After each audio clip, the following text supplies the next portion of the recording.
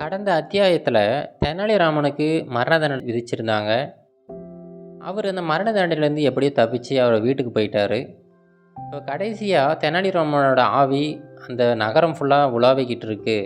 அப்படிங்கிற செய்தி எல்லாருக்குமே பரவிடுச்சு. இதனால எல்லாருமே பயத்துல உறைஞ்சு போயிருந்தாங்க. மன்னருமே ஒரு அந்தணரை கொன்னுட்டோமே அப்படிங்கிற அந்த குற்ற உணர்ச்சியிலிருந்து அவரால வெளிவர முடியாம ரொம்ப சோகத்தோட அந்த அரண்மனையில வீற்றிருந்தாரு. இது அத்தியாயம் 9. தெனாலிராமன் மறுபடியும் அரசவையில் இணையிறாரு. இப்போ பார்த்தீங்கன்னா, அரசர் வந்து ரொம்ப சோகத்தோட அந்த அரண்மனையில் உட்காந்துக்கிட்டு இருக்காரு. அவருக்கு என்ன ஒரு குற்ற உணர்ச்சினா, ஒரு ஏழை அந்தணரை கொன்னுட்டோம்.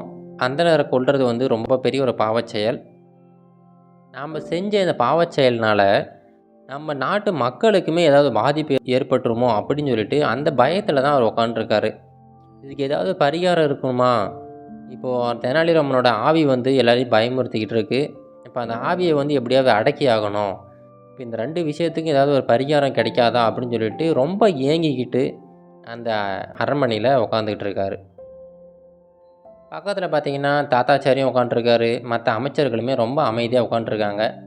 யாரோட முகத்துலையுமே ஒரு மகிழ்ச்சி இல்லை. எல்லாருமே ஏதோ ஒரு பறி கொடுத்த மாதிரியே உட்காந்துக்கிட்டு இருக்காங்க. ஏதாவது ஒரு யோசனை வராதா அப்படிங்கிற அந்த சிந்தனையிலேயே அரசருமே அரியணையில் உட்காண்ட்ருக்காரு. இப்போது திடீர்னு ஒரு சத்தம் கேட்குது. எல்லாருமே சத்தம் வந்த திசையெல்லாம் திரும்பி பார்க்குறாங்க. பார்த்தீங்கன்னா ஒரு வீரர் வந்து ரொம்ப வேகமாக நடந்து வராரு. நடந்து வந்து, "மன்னா, ஒரு முக்கியமான செய்தி" அப்படின்னு சொல்லிட்டு சொல்கிறாரு. உடனே எல்லாரோட கவனமுமே அந்த வீரர் பக்கம் திரும்புது. மன்னருமே, சொல்லுப்பா, என்ன விஷயம்?" அப்படின்னு சொல்லிட்டு கேட்குறாரு. உடனே அந்த வீரர் சொல்கிறாரு, "மன்னா, இந்த மாதிரி ஒரு சாமியார் ஒருத்தர் வந்திருக்காரு. அவர் என்ன சொல்கிறாருன்னா, அவர் வந்து இந்த தெனாலிராமனோட ஆவியை வந்து அடக்கிடுவாராம். அதுக்கான சக்தி அவர்கிட்ட இருக்கான். உங்களை சந்திக்கிறதுக்காக பர்மிஷன் கேட்டுட்டு வெளியே நிற்கிறாருங்க" அப்படின்னு சொல்லிட்டு அந்த வீரர் சொல்கிறாரு. சொன்ன அடுத்த செகண்ட் பார்த்தீங்கன்னா, மன்னர் வந்து ரொம்ப மகிழ்ச்சி அடைகிறாரு. மற்ற எல்லா அமைச்சர்களுமே சந்தோஷப்படுறாங்க.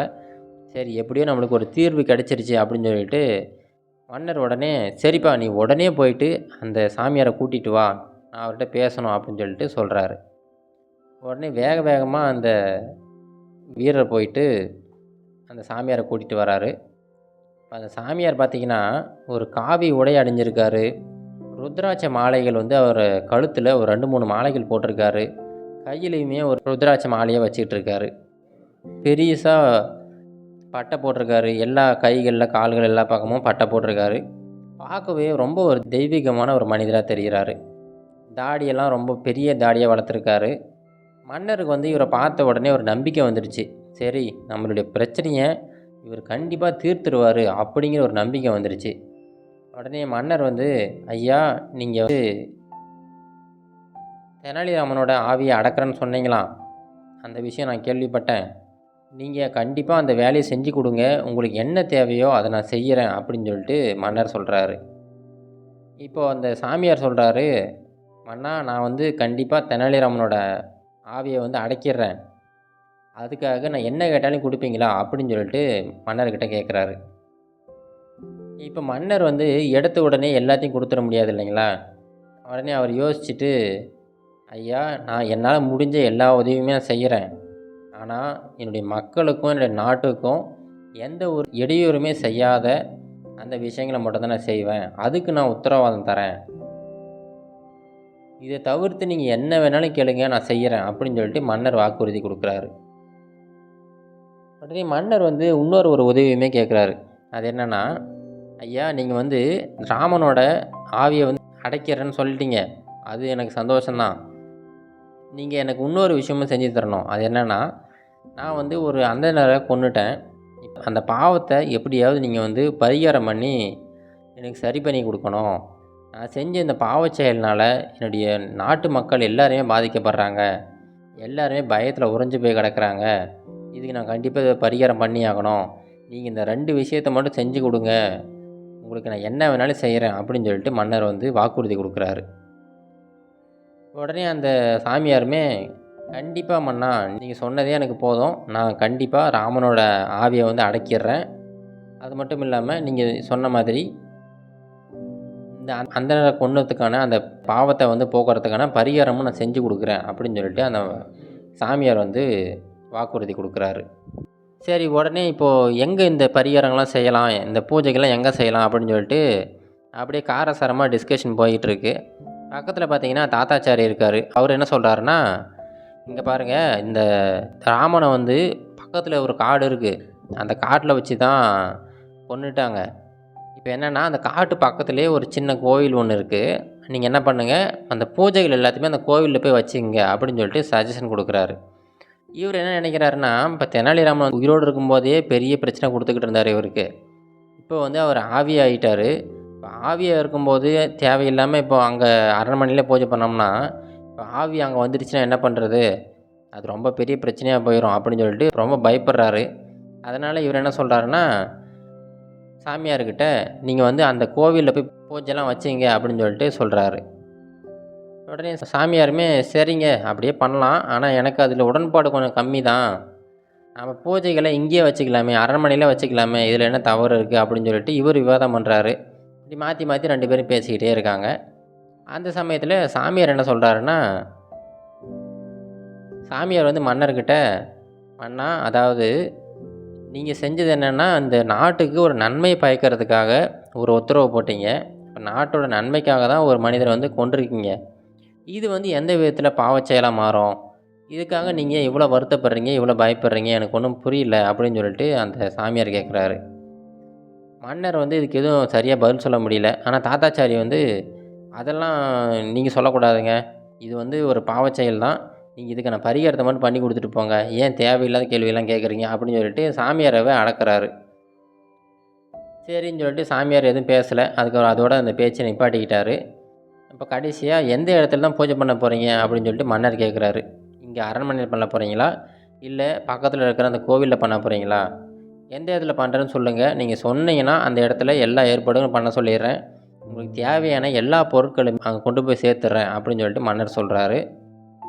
உடனே இந்த சாமியார் வந்து, மன்னா நீங்கள் கவலையே படாதீங்க, நான் வந்து அங்கே கோவிலுக்கெல்லாம் போகிறது கிடையாது, இங்கே இருக்கிற இடத்துலையே நான் இப்போவே உங்களுக்கு நான் பரிகாரத்தை செஞ்சு கொடுக்குறேன், அதே மாதிரி அந்த தெனாலிராமனோட ஆவியுமே அடக்கி கொடுக்குறேன் அப்படின்னு சொல்லிட்டு சொல்கிறாரு. என்ன பொருட்கள் எதுவுமே தேவையில்லையா அப்படின்னு மன்னர் கேட்குறாரு. இல்லைங்க, பொருள் எதுவுமே தேவைப்படாது, கண்ணு முன்னாடி ஒரு ஒரு சில நிமிடங்கள்லேயே நான் எல்லா வேலையும் முடிச்சு காட்டுறேன் பாருங்க அப்படின்னு சொல்லிட்டு சாமியார் சொல்கிறாரு. உடனே தாத்தாச்சாரியுமே என்ன சொல்கிறாரு இவர் அப்படிங்கிற மாதிரி எல்லாம் நிற்கிறாங்க. அடுத்த ஒரு சில வினாடிகளில் பார்த்தீங்கன்னா, அந்த சாமியார் டக்குன்னு அந்த தாடி, அந்த தலையில் வச்சுருந்த தலைப்பாகை அப்படின்னு சொல்லிட்டு எல்லாத்தையுமே கழட்டுறாரு. எல்லாத்தையும் கழட்டிட்டு பார்த்தா கடைசியில் அங்கே நிற்கிறது தெனாலிராமன் தான் நிற்கிறாரு. இப்போ தெனாலிராமன் தான் அந்த சாமியார் வேடம் போட்டுக்கிட்டு அங்கே வந்திருக்காரு. இதை பார்த்த உடனே மன்னருக்கு ஒரே அதிர்ச்சி, அங்கே இருக்கிற எல்லாருக்குமே அதிர்ச்சி. தாத்தாச்சாரி ஒரு 4 ஸ்டெப்பு பின்னாடியே நடந்து போயிட்டார். ஐயையோ அப்படின்னு சொல்லிட்டு கத்திக்கிட்டு பின்னாடியே ஓட ஆரம்பிச்சிட்டாரு. இப்போ மன்னர் வந்து தெனாலிராமன்கிட்ட கேட்குறாரு, என்னப்பா என்ன இது விளையாட்டு, நீ உயிரோடு தான் இருக்கியா, என்ன நடக்குதுன்னு எனக்கு புரியலையா அப்படின்னு சொல்லிட்டு கேட்குறாரு. உடனே அதுக்கு தெனாலிராமன் சொல்கிறாரு, மன்னா நான் வந்து நீங்கள் விதித்த அந்த மரண தண்டனையிலேருந்து நான் தப்பிச்சிட்டேன், ஆனால் எப்படி உங்கள் முன்னாடி வர்றதுன்னு எனக்கு தெரியல, அதுக்காக தான் ஒரு சின்ன நாடகம் நடத்தினேன் அப்படின்னு சொல்லிட்டு தெனாலிராமன் சொல்கிறாரு. உடனே மன்னர் கேட்குறாரு, இப்போ என்னதான்ப்பா உனக்கு வேணும் சொல்லுப்பா, நீ பண்ணதுனால இந்த நகரமே ஸ்தம்பிச்சு போயிடுச்சு, இப்போ என்ன தான் வேணும் சொல்லு அப்படின்னு சொல்லிட்டு மன்னர் கேட்குறாரு. அதுக்கு தெனாலிராமன் சொல்கிறாரு, மன்னா நீங்கள் வந்து முன்னாடி அறிவித்த மாதிரி அந்த 1000 பொற்காசுகளை எனக்கு கொடுக்கணும், அது மட்டும் இல்லாமல் என்ன மறுபடியும் அரசவையில் சேர்த்திங்க, என்னுடைய மரண தண்டனையை விலக்குங்க அப்படின்னு சொல்லிட்டு சொல்கிறாரு. இப்போ மன்னருக்குமே வேறு வழி இல்லை. ஏற்கனவே பார்த்திங்கன்னா அவர் ரொம்ப ஒரு குற்ற உணர்ச்சியில் இருந்தார், ஏதாவது பரிகாரம் கிடைக்காதான்னு சொல்லிட்டு ரொம்ப ஏங்கிக்கிட்டு இருந்தார். அதாவது தெனாலிராமனை வந்து உயிர்ப்பிக்கிறதுக்கு ஏதாவது வழிகள் இருக்குமா அப்படிங்கிற அளவுக்கு யோசித்து அதுக்கான செயல்களில் ஈடுபட ஆரம்பிச்சிட்டாரு. இப்போ மறுபடியும் உயிரோடு வந்தது இவருக்கு சந்தோஷம்தான். சரி ராமா, நீ சொன்னபடியே செய்கிறேன், உனக்கு தேவையான 1000 பொற்காசுகளையும் கொடுத்துட்றேன், உன்னை மறுபடியும் அரசவையில் சேர்த்திக்கிறேன், மரண தண்டனையிலேருந்து உன்னை வந்து விலக்கு கொடுக்குறேன் அப்படின்னு சொல்லிட்டு மன்னர் ஒத்துக்கிறாரு. இது வந்து தாத்தாச்சாரிக்கு ஒரே அதிர்ச்சி தான், மறுபடியும் என்னுடைய எதிரி உயிரோடு வந்துட்டானே அப்படின்னு சொல்லிட்டு அந்த அதிர்ச்சியிலே அப்படியே ஸ்தம்பிச்சு போய் நிற்கிறாரு. அங்கே இருக்கிற அமைச்சர்கள் எல்லாருமே ரொம்ப அதிர்ச்சியாக எல்லாம் பார்த்துக்கிட்டு இருக்காங்க.